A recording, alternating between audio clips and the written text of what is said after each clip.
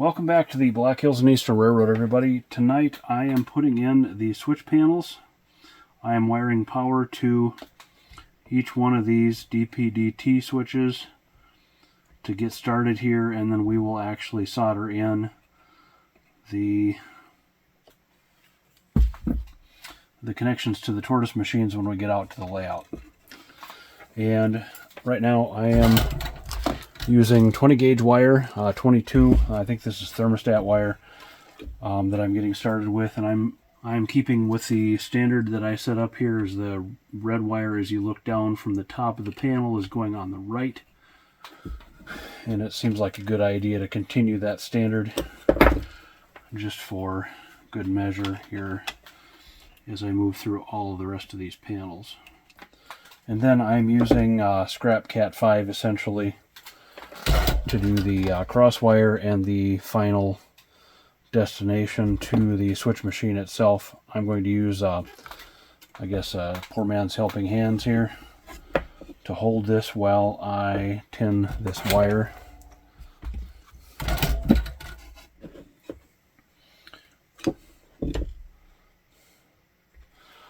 And I'm going to do this one back here beforehand just because it's such a tight fit.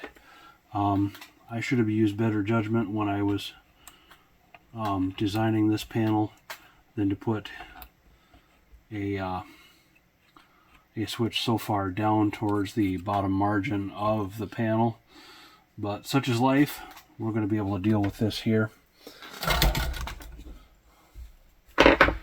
And we'll put the solid wire on the other leg of this switch here. I'm going to have to solder left-handed, apparently.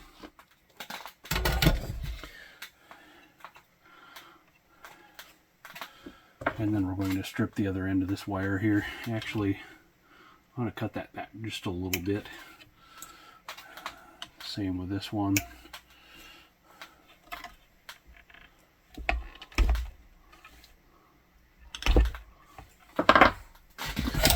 Tin those ends as well. And just as a reminder, both to you and myself, we are cross wiring this. So basically we make an X.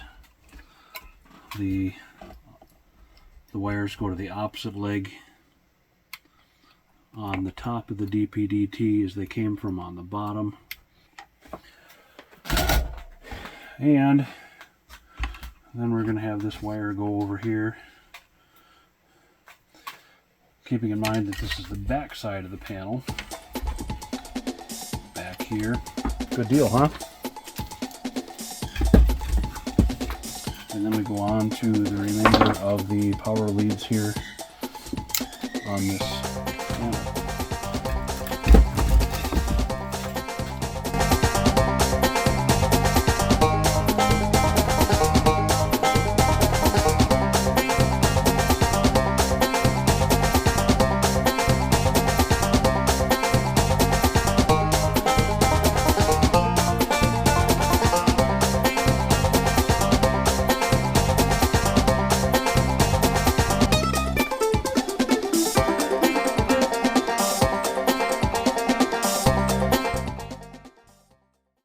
So it's a few days later here now, and I'm over in the corner by where the Marshall yard is, and I'm going to attach this panel. I've got it supported temporarily with clamps. I'm going to countersink and drill pilot holes for screws to hold this onto the back side of the layout bench work here.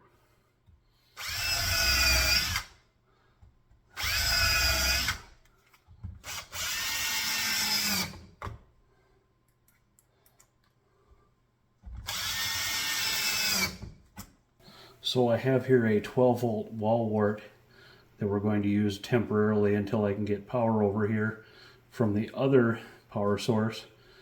And I'm just tinning wires here so we can connect up to the power in that I soldered on behind the board earlier this week. And just for safety measures, I'm going to put, well, I'll put heat shrink on these wires to make sure we don't get them together and cause problems.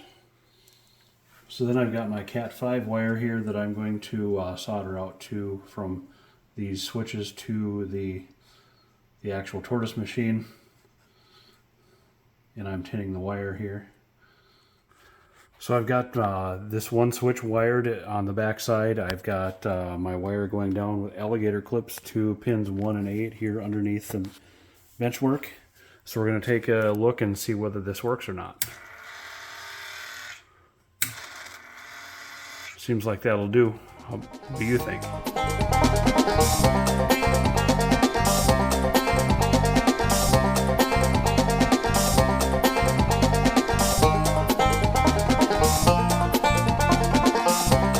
So here's the Marshall sub panel all wired up with the Tortoise machines on 4 of these switches, and I've got the DC power coming in, which I'll eventually wire into the DC bus that I'm going to run under the layout here, and that'll about wrap it up for this panel. So what I ended up with for this work session is we've got the Marshall yard panel in, and that's this set of switches right here in the foreground. This hidden staging area, which isn't hidden yet, but will be soon.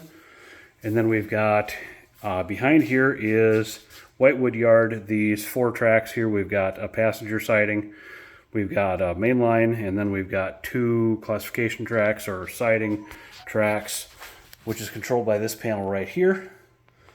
And that'll be nice and handy. Those 3 switches that are controlled by that panel are right here in this area. And then we step over to the Meadowlark Tower panel, which controls these 2 switches here. This Madison, South Dakota switch, and then the Jasper, Minnesota switch. Clearly we don't have flex track to that yet, but we will soon. That's this panel here. And then we'll step over to the 2 remaining panels. C&W Sioux City Yard, which is come in front of the coal train here. These tracks here, a trio of tracks, which is much less than actually is in the Sioux City Yard, but you won't tell.